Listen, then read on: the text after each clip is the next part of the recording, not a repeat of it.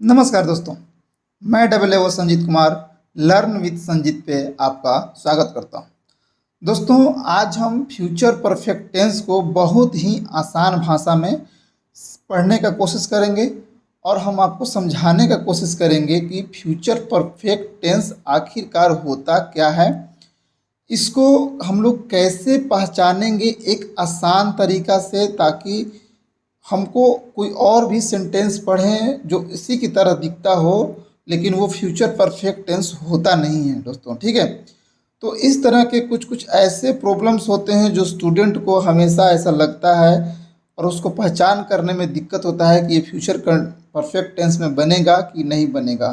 तो दोस्तों, इसमें सच में कुछ कुछ ऐसे दिक्कतें आती हैं जिसको मैं आपको थोड़ा समय के बाद बताऊंगा, वीडियो चालू होने के बाद में।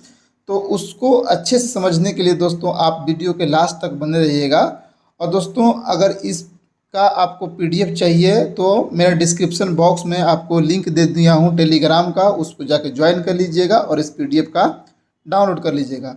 और दोस्तों, आपसे एक रिक्वेस्ट है कि प्लीज़ मेरे वीडियो को लाइक, शेयर और सब्सक्राइब कर दीजिएगा, ताकि आपके तरह और भी दूसरे ज़रूरतमंदों को मिल सके। ठीक है दोस्तों, तो चलिए वीडियो को शुरू करते हैं।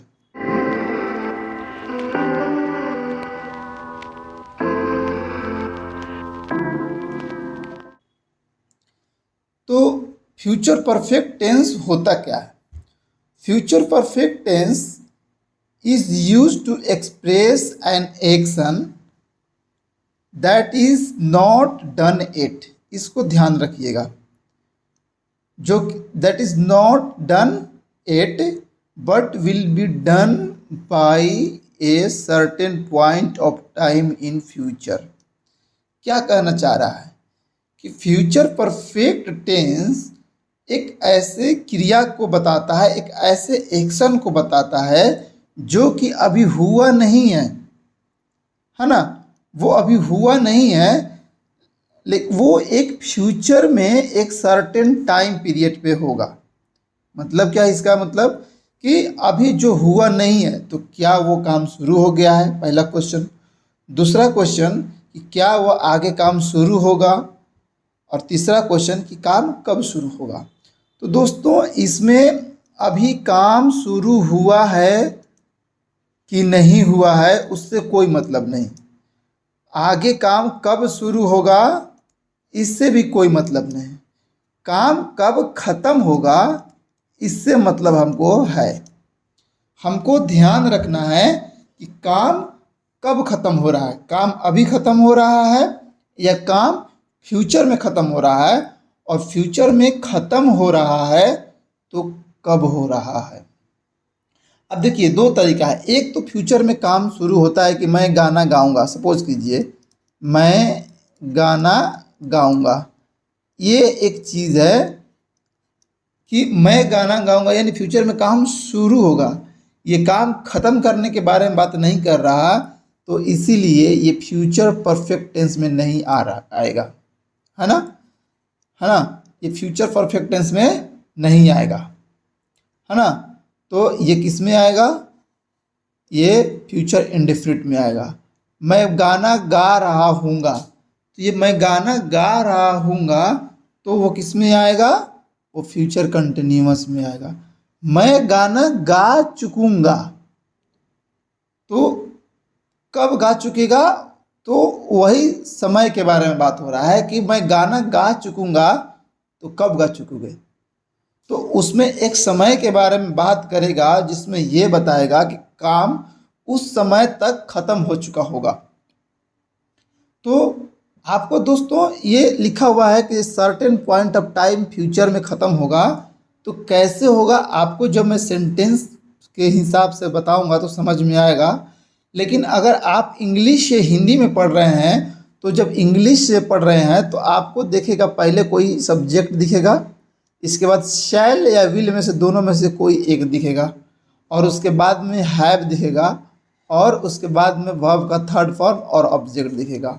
यानी शैल सब्जेक्ट, शैल और विल प्लस में हैव प्लस में वर्ब 3 और ऑब्जेक्ट दिखेगा। हिंदी में इसको समझ लेते हैं कि फ्यूचर परफेक्ट टेंस में कोई भी काम अभी पूरा नहीं होता है, मगर भविष्य में किसी खास समय पर पूरा होता है, मतलब पूरा हो जाता है। इस बात को ध्यान रखिएगा कि काम अधूरा नहीं रहता है, काम शुरू हुआ हो नहीं हुआ उससे मतलब नहीं है, लेकिन काम को पूरा जरूर बताएगा कि काम पूरा हो चुका है, या फिर वाक्य में चुका होगा, चुकी होगी, चुके होंगे, होगा। हिंदी से मैं बता रहा हूँ कि जो बच्चे हिंदी से इंग्लिश में बनाएंगे उसके लिए है कि वाक्य में चुका होगा, चुकी होगे, चुके होंगे। लेकिन आप इस पे भरोसा मत कीजिएगा, इसका भी भ्रम मैं आपको तोड़ने वाला हूँ कि चुका होगा हमेशा होगा, इसका मतलब ये नहीं है कि वो फ्यूचर परफेक्ट टेंस में है। बस वीडियो पर आप बने रहिएगा लास्ट तक, उसमें बताना है आपको, ठीक है। लेकिन इस बात को याद रखिएगा हमेशा कि काम लास्ट में फ्यूचर में, अभी नहीं, फ्यूचर में जरूर पूरा होगा, हो चुका रहेगा, तभी वो फ्यूचर परफेक्ट टेंस में आएगा, ठीक है। तो चलिए हम पहले ये देख लेते हैं कि शैल और विल किसके साथ में लगता है। तो अगर आपको सब्जेक्ट के बारे में पता होगा, तो अगर सब्जेक्ट फर्स्ट पर्सन में होगा, फर्स्ट पर्सन में आपको पता होगा कि आई और वी आता है, तो उसके साथ में शैल लगेगा। और फिर विल किसके साथ में लगेगा, तो सेकेंड पर्सन में जो होता है यू आता है, और थर्ड पर्सन में ही आता है, शी आता है, इट आता है, दे आता है, और कोई भी नाउन आता है, वो चाहे सिंगुलर नाउन हो या प्लूरल नाउन हो, सबके साथ में क्या आएगा, विल आएगा। शैल और विल का क्यों बता रहा हूँ, क्योंकि सब्जेक्ट के बाद में शैल और विल आएगा, उसके बाद में हैव आएगा। और अगर आप मेरा वीडियो शुरू से पढ़ते आ रहे हैं, तो मैं जब एक्सिलरी वर्ब पढ़ा रहा था तो उसमें भी शैल और विल का इस्तेमाल बताया हूँ, वहाँ पे आगे जाके देख सकते हैं, ठीक है। वीडियो डिस्क्रिप्शन के लिंक में मैं डाल दूंगा, ठीक है। तो हम अब क्या करते हैं कि एक वाक्य देखते हैं, यहाँ से आपको समझ में आएगा कि किस समय के बात में। पहले इंग्लिश वाले बच्चे देखेंगे ध्यान में कि you will have finished this work by evening. देखिए अब यहाँ पे है सब्जेक्ट, तो ये हो गया यू। अब यू के साथ में देखिए सेकेंड पर्सन है, इसके बाद में क्या लगेगा, विल, तो यहाँ पे लगा हुआ है विल। फिर इसके बाद में है पक्का आएगा ही आएगा, तो देखिए हैव हो गया। वर्ब का थर्ड फॉर्म, इसको बोलते हैं परफेक्ट फॉर्म, पार्टिसिपल फॉर्म इसको बोलते नहीं है, परफेक्ट फॉर्म बोलते हैं ना, प्रेजेंट परफेक्ट, इसको फॉर्म परफेक्ट फॉर्म बोलते हैं, पार्टिसिपल फॉर्म नहीं, पार्टिसिपल फॉर्म सेकेंड फॉर्म को बोलते हैं। तो परफेक्ट फॉर्म है, तो ये फिनिश का तीसरा फॉर्म होता है, फिनिश, फिनिश जो है ना इसका तीसरा फॉर्म होता है, इसमें ईडी लगा देते हैं तो फिनिश्ड हो जाता है। अब फिर ये वर्क है ऑब्जेक्ट, ये वर्क हो गया, ये वर्ब थर्ड हो गया, और ये शैल विल लगी गया, शैल हैव, और ये सब्जेक्ट हो गया। अब ये देखिए यहाँ पे टाइम लिखा हुआ है बाय इवनिंग, सब शाम तक, शाम तक क्या है इसका मतलब कि शाम तक तुम इस काम को खत्म कर चुकी होगी, ठीक है। शाम तक तुम इस काम को खत्म कर चुकी होगी।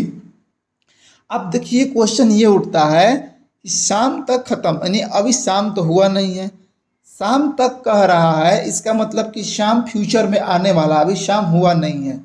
अब वो काम है, जो एक काम के बारे में बात हो रहा है, वो काम जरूरी नहीं है कि उस समय चल रहा होगा, हो सकता है कि कुछ देर बाद शुरू करे और उसके बाद में वो काम क्या है कि शाम तक ख़त्म कर दे, या वो काम अभी चल रहा होगा और हो सकता है कि वो काम जाके फ्यूचर में ख़त्म हो जाएगा शाम तक। तो काम अभी शुरू हुआ है या काम कुछ देर के बाद शुरू होगा, इससे कोई मतलब नहीं है।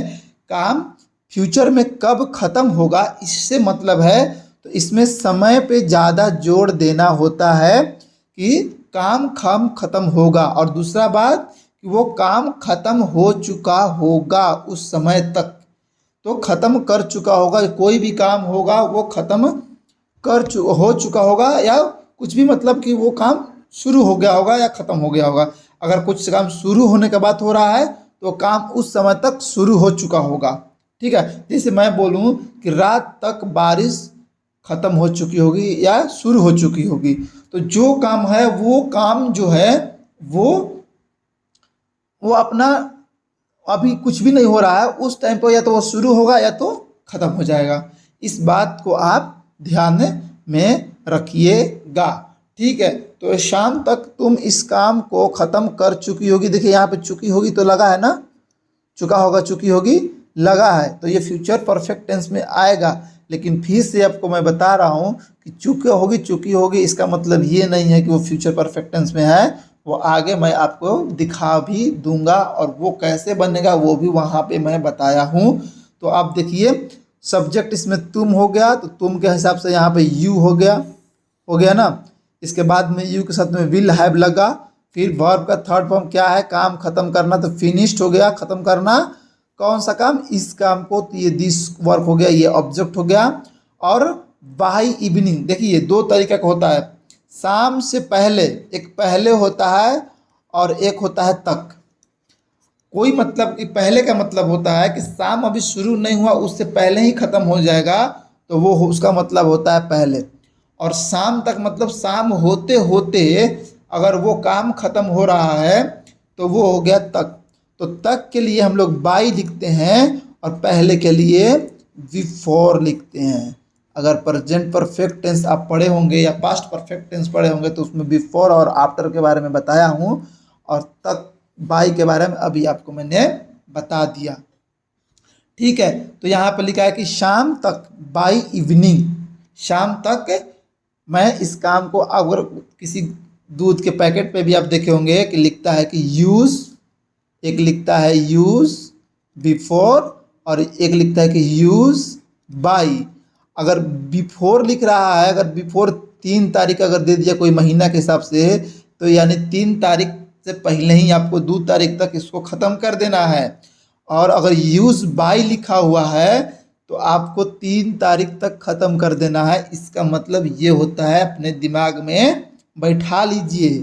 ठीक है, तो अगला सेंटेंस हम देखते हैं। और दोस्तों आपको इस चीज़ को समझाने में हो सकता है कि थोड़ा वीडियो लंबा हो जाए, तो आप घबराइएगा मत, क्योंकि एक बार चीज़ों को आप जब समझ लीजिएगा तो आपको वो थोड़ा सा लंबा वीडियो आपको उतना ज़्यादा दिक्कत नहीं करेगा। ठीक है, अब ये देखिए, I shall have completed this task before Saturday. देखिए यहाँ भी समय दिया, सैटरडे से पहले मैं इस काम को ख़त्म कर चुका हूँगा। शनिवार से पहले, देखिए यहाँ पे बिफोर लग गया, यानी शनिवार से पहले यानी शुक्रवार तक ख़त्म वो कर देंगे इस टास्क को। ठीक है, ये मैं है, ठीक है दोस्तों, ये मैं है, इस टास्क को पूरा कर चुकूँगा। अब देखिए यहाँ भी चुकूँगा आ गया। ठीक है, आप जरूरी नहीं चुके होंगे, हो सकता है चुकूंगा भी हो सकता है। ठीक है, तो अब यहाँ पे मैं के लिए आई हो गया, और आई देखिए यहाँ पे फर्स्ट पर्सन में आता है, तो इसके साथ में क्या लगेगा, शैल। तो आई शैल, उसके बाद में हैव, कंप्लीट मतलब पूरा करना होता है, तो उसका थर्ड फॉर्म क्या हो गया, कंप्लीटेड दिस टास्क। ये हो गया ऑब्जेक्ट, और ये हो गया पहले के लिए बिफोर, और फिर हो गया सैटरडे। इस बात को ध्यान में रखिए कि काम को वो फ्यूचर के बारे में बात कर रहा है। अब देखिए, अब सैटरडे अभी नहीं है, सैटरडे भविष्य में आने वाला है, लेकिन उस भविष्य में आने वाले सैटरडे से पहले ही काम खत्म हो चुका होगा, तो इसीलिए वो फ्यूचर परफेक्ट टेंस में आएगा। इस बात को ध्यान में आप रखिए। ये देखिए, they will have own this match before second round. अब मान लीजिए कि कोई गेम हो रहा है, बॉक्सिंग देखे होंगे आप, उसमें बहुत सारा राउंड होता है, 1 राउंड 2 राउंड 3 राउंड। तो सपोज कीजिए कि कह रहा है कि वे लोग, दे विल हैव, वे लोग इस मैच को दूसरी बारी, यहाँ बारी होगा दोस्तों, से पहले ही जीत चुके होंगे। ये कुछ भी नहीं है, तो कह रहा है कि दूसरी बारी। देखिए अब इसमें समय के बारे में बात हो रहा है, तो अब यहाँ पे कहिएगा, यहाँ तो समय लिखा ही नहीं है, लेकिन दोस्तों आप ध्यान से देखिएगा तो यहाँ पे समय है सेकेंड राउंड। यानी सेकेंड राउंड यानी पहले फर्स्ट राउंड होगा फिर सेकेंड राउंड होगा। तो इसका मतलब क्या है, या तो अगर सपोज कीजिए कि मैच शुरू नहीं हुआ है, तो बात हो रहा है कि चलो वे लोग सेकेंड राउंड में जीत जाएंगे, तो वो फ्यूचर का बात हो गया। ठीक है, या तो मैच अगर शुरू हो गया है तो हो सकता है कि फर्स्ट राउंड ही चल रहा है और फर्स्ट राउंड में ही वो जीतने की बात हो रहा है, क्योंकि सेकेंड राउंड से पहले ही बोल रहा है। तो इस बात में आप ध्यान रखिएगा कि वो समय नहीं भी लिखा होगा, लेकिन आपको भविष्य में एक ऐसा समय के बारे में बात कर रहा है कि जो कि वो दिखाएगा कि वो समय ही है। अब सेकेंड राउंड कभी ना कभी तो शुरू होगा। सपोज के लिए मान लीजिए कि 10 मिनट का एक राउंड है, तो 10 मिनट, अभी 10 मिनट में अभी फर्स्ट राउंड होगा, तो अगला 10 मिनट में तो सेकेंड राउंड शुरू होगा ना। तो अभी मान लीजिए कि अभी 10 बजा है, तो 10:10 में अगर सेकेंड फर्स्ट राउंड शुरू होगा तो 10:11 पे सेकेंड राउंड शुरू होगा। तो इसका मतलब कि 10:11 से पहले, यानी 10:10 से पहले ही वो मैच जीत चुके होंगे। तो यहाँ भी समय है, इस बात को ध्यान में रखिएगा। तो वे लोग के लिए यहाँ पे दे हो जाएगा, और दे के साथ में विल लगेगा, और हैव। और विन का दोस्तों वोन होता है थर्ड फॉर्म। विन एक शब्द होता है WIN, मैंने जितना, उसका थर्ड फॉर्म वोन होता है। वोन, इसको वोन पढ़ते हैं, वन वन, ठीक है, वन वन बोलते हैं ना, वन वन, इसको वन पढ़ते हैं, ठीक है। वन दिस मैच बिफोर, यहाँ पे लगा है सेकेंड राउंड, इस बात को भी ध्यान में रखिएगा, ठीक है दोस्तों। तो आप इस चीज़ों को समझ रहे होंगे धीरे धीरे, मुझे लग रहा है।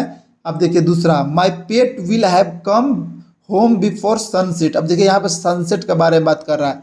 सनसेट होगा, अभी कौन सा समय हो रहा है ये नहीं पता, हो सकता है कि सुबह हो सकता है दोपहर हो, नहीं पता, लेकिन फ्यूचर में सनसेट आएगा। तो उस सनसेट से पहले ही हमारे जो जानवर है, सूर्यास्त से पहले ही मेरे पालतू जानवर घर आ चुके होंगे, ठीक है दोस्तों।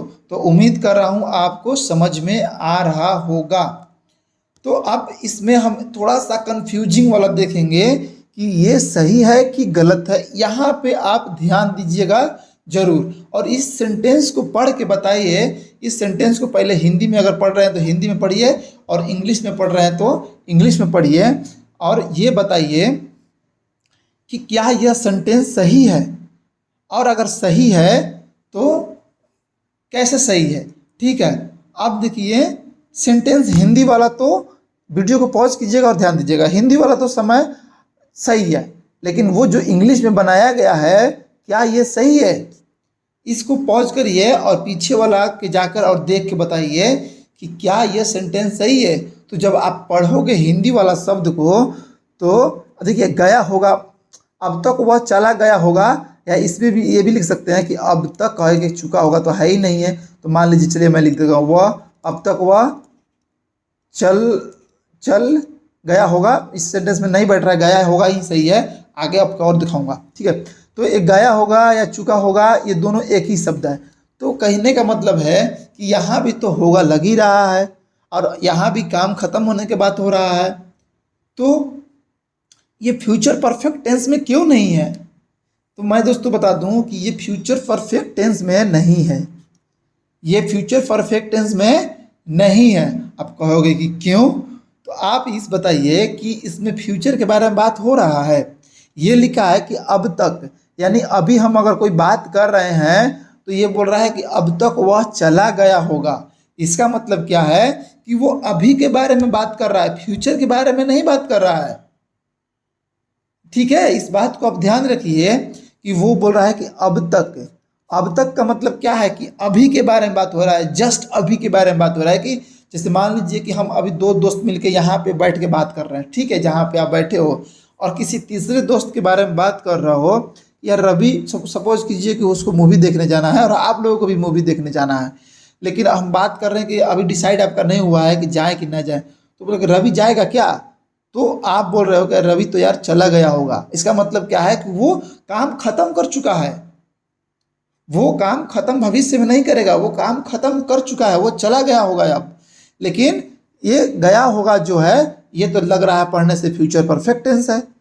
लेकिन दोस्तों इस बात को याद रखिएगा कि जब मैं ऑक्सिलरी वर्ब पढ़ा रहा था, तो उसमें वुड के इस्तेमाल में पढ़ा था कि जो पॉसिबिलिटी होती है दोस्तों, ठीक है, जो पॉसिबिलिटी होती है उसके लिए हम लोग क्या इस्तेमाल करते हैं? वुड का इस्तेमाल करते हैं। और जब काम खत्म होने का बात हो जाएगा तो वुड हैव लगा देते हैं। तो दोस्तों ये वाला जो सेंटेंस है विल हैव से ना बन के वुड हैव से बनेगा, ठीक है। विल हैव से ना बन के वुड हैव से बनेगा। देखिए ये पॉसिबिलिटी के बारे में बात कर रहा है, जरूरी देखिए अब तक वह चला गया होगा, हमें भी नहीं पता है, हो सकता है उसका मन बदल गया होगा, नहीं गया होगा, है ना। तो पॉसिबिलिटी की बात हो रहा है, ये संभावना जताया जा रहा है कि हो सकता है कि वो चला गया होगा, है ना। तो जब ऐसी बातें होंगी तो हम लोग उसको वुड हैव से बनाएंगे। और दूसरी बात ये भी ध्यान में रखना है कि वो काम फ्यूचर में ख़त्म होने की बात हो रहा है या काम अभी ख़त्म हो चुका होगा, इसके बारे में बात हो रहा है। तो हम लोग इसको कैसे बनाएंगे कि यही दोस्तों आपको बता रहा था कि लोगों को बहुत दिक्कत होता है इसमें समझने में कि यार ये फ्यूचर परफेक्ट टेंस में है कि फ्यूचर परफेक्ट टेंस में नहीं है। तो ये फ्यूचर परफेक्ट टेंस में नहीं है, ठीक है। तो यहाँ पे वह के लिए यहाँ पे ही लगा देंगे, ही के साथ में वुड लगा देंगे, फिर हैव लगा देंगे। और जब हैव दोस्तों लगता है ना वर्ब के फॉर्म में, हेल्पिंग वर्ब के टर्म में, तो उसके बाद में हमेशा वर्ब का थर्ड फॉर्म आता है। इस बात को हमेशा याद रखिएगा कि जहाँ भी हैव आ गया, और वो हैव जो है एक हेल्पिंग वर्ब के रूप में, ये हेल्पिंग वर्ब के रूप में है दोस्तों, ठीक है। अगर रूप में आ रहा है तो इसके बाद पक्का वर्ब थर्ड ही होगा, ये लिख लो आप कहीं भी कॉपी में कि जहाँ भी हैव हेल्पिंग वर्ब के रूप में आएगा, वुड के साथ में लगा हुआ है ना दोस्तों, ये किसी वर्ब के रूप में नहीं है, हेल्पिंग वर्ब के रूप में है, तो उसके बाद में हमेशा वर्ब का थर्ड फॉर्म ही होगा। तो ये हो गया। अब उसके बाद में गो का तीसरा रूप क्या हो गया, गोन, और फिर अब तक के लिए टिल नाउ हो गया। दूसरा देखिए दोस्तों आपके सामने आ ही गया, चुका होगा, चुकी होगा वाला। आपको लग रहा होगा कि सर बुड़बक बना दिया हमरा, लेकिन आ गया एक, देखिए इसका पढ़िए, अब तक वह खाना खा चुकी होगी। आप बताइए, चुकी होगी इसमें आ गया ना, इसमें चुकी होगी आ गया, तो आप चुकी होगी तो पढ़ लोगे तो आप बोलोगे अरे ये तो present perfect, sorry future perfect tense में है, बना दो विल हैव से। लेकिन ये तो गलत है कि नहीं है, देखो आप, क्योंकि चुकी होगी तो यहाँ पे लग रहा है, लेकिन यहाँ पे समय देखिए कि समय कब के बारे में बात कर रहा है। फ्यूचर परफेक्ट टेंस टोटली है आपकी बेस क्या है इसका, समय। समय आपको देखना होगा कि समय फ्यूचर के बारे में बात कर रहा है कि वो समय अभी के बारे में बात कर रहा है। तो ये बोल रहा है अब तक वह खाना खा चुका होगा, पॉसिबिलिटी दिखा रहा है, तो ये भी शी होगी है, तो शी विल हैव नहीं होगा, ये सेंटेंस गलत हो जाएगा इंग्लिश का, ये गलत हो जाएगा। इसका कैसे बनेगा, ये वाला सही होगा, ठीक है। इसमें भी ये वाला सही है, ये वाला गलत है, ये वाला गलत है, ये वाला सही है। तो शी वुड हैव, इट का थर्ड फॉर्म इटन होता है। और दोस्तों यहाँ पे कहोगे ये हैड कहाँ से ला दिए भाई साहब, तो ये दोस्तों अभी नया इंग्लिश में हैव का मतलब भी होता है खाना, कोई भी खाना, कोई भी चीज़ अगर आप ले रहे हो तो उसके मतलब हैव होता है।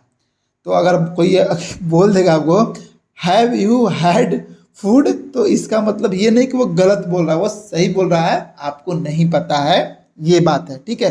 तो हैव यू हैड फूड मतलब क्या आप खाना खा चुके हैं, ठीक है। तो वही हैव का देखिए, जैसे मैं लिखूँ बोलूँ कि हैव यू हैड फूड, तो इसका मतलब है कि ये हैव तो प्रेजेंट परफेक्ट का हैव लगा हुआ, लेकिन ये जो हैड है इसका मतलब हैव है, और इसका ही वर्ब का थर्ड फॉर्म लगा हुआ है हैड होके।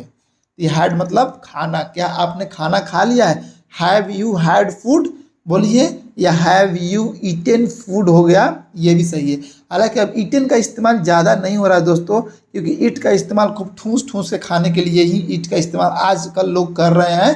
अब हैव का ही इस्तेमाल ज़्यादा हो रहा है, इस चीज़ को आप याद रखिएगा, ठीक है।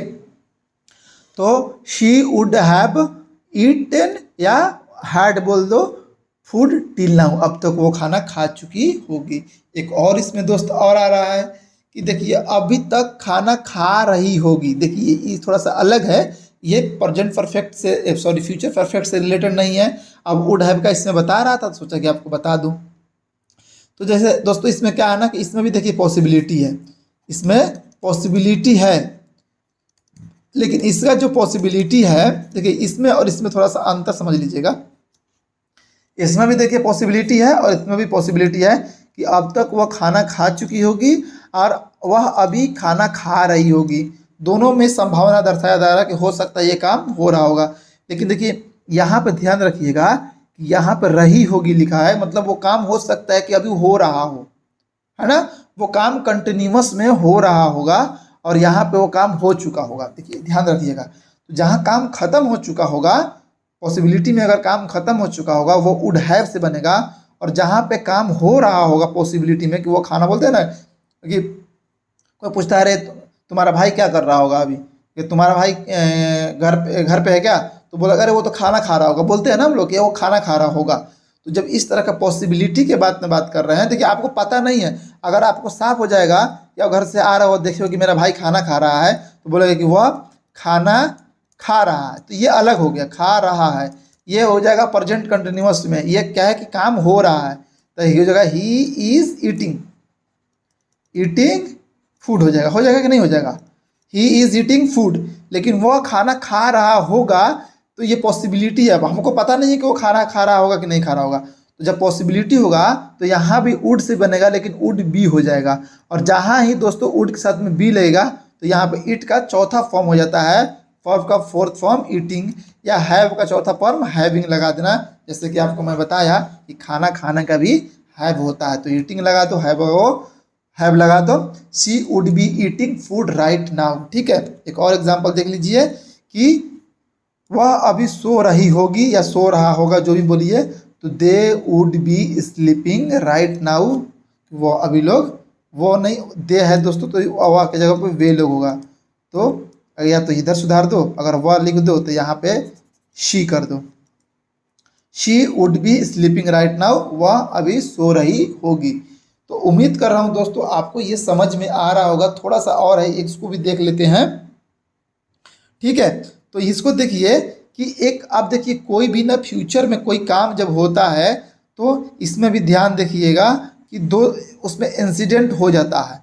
अब क्या है कि अभी एक होता है, इसमें आप सेंटेंस देखिएगा कि एक बनता है बाय द टाइम लगता है, इसका मतलब हम लोग जब तक से और तब तक से बात होता है, जब तक है ना, और फ्यूचर उसके बाद में प्रेजेंट इंडेफिनिट टेंस होता है बाय द टाइम के साथ में, और फिर इसके बाद में फ्यूचर इंडेफिनिट परफेक्ट टेंस लगता है, जो परफेक्ट टेंस अभी बनाया हूँ। एग्जाम्पल्स देखिएगा कि देखिए जब तक तुम खाना खत्म करोगे वे लोग जा चुके होंगे। हम लोग बोलते हैं ना अरे यार यहाँ तो बैठ के बात कर रहे हो, खाना खा रहे हो, जब तक तुम खाना खत्म करोगे वो लोग जा चुके होंगे, बोलते हैं कि नहीं बोलते हैं। तो उस तरह के सेंटेंस को बनाने के लिए जो जब तक के साथ में जो सेंटेंस आएगा वो बाय द टाइम के साथ में प्रेजेंट इंडेफिनिट टेंस के साथ में आएगा। ठीक है, और उसके बाद का जो सेंटेंस आएगा जो कि फ्यूचर में होगा, कि वो जा चुके होंगे के बारे में बात हो रहा है, जैसे ही काम खत्म होने के बारे में बात हो रहा है, तो काम कौन खत्म हो रहा है, जा चुकने वाला है, तो वो परफेक्ट में बन जाएगा, फ्यूचर परफेक्ट टेंस में बन जाएगा।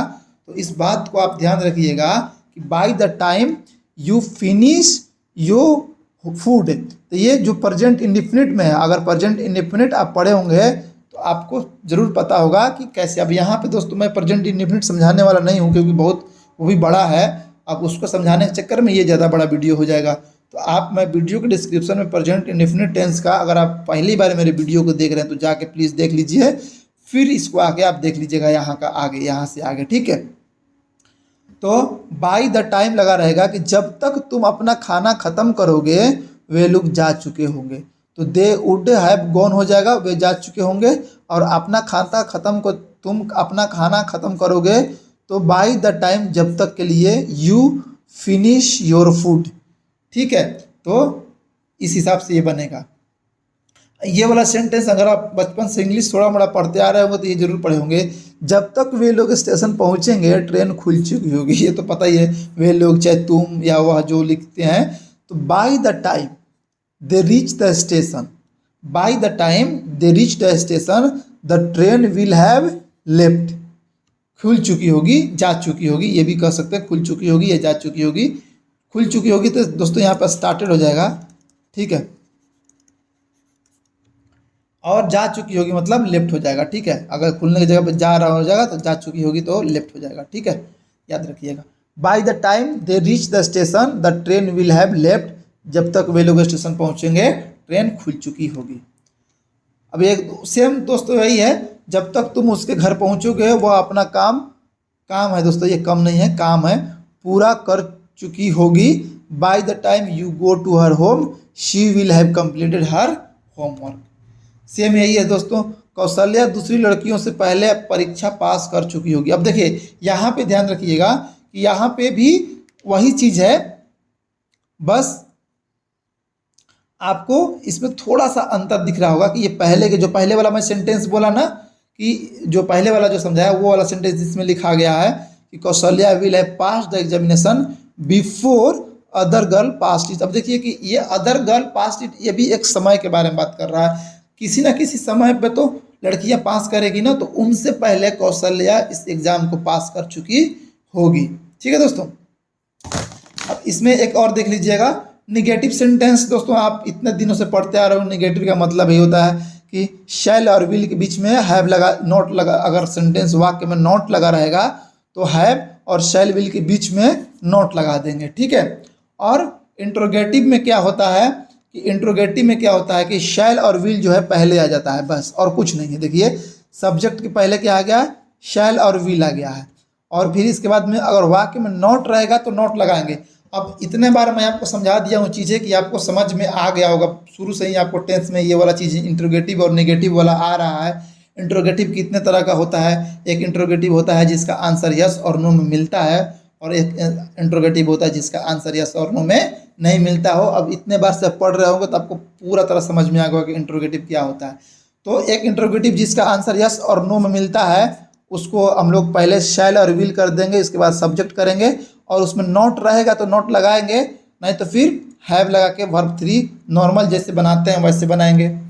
और जब इंट्रोगेटिव सेंटेंस WH फैमिली का रहेगा, मतलब जिसका आंसर यस और नो में नहीं मिलेगा, तो उसको हम लोग WH फैमिली से बनाएंगे।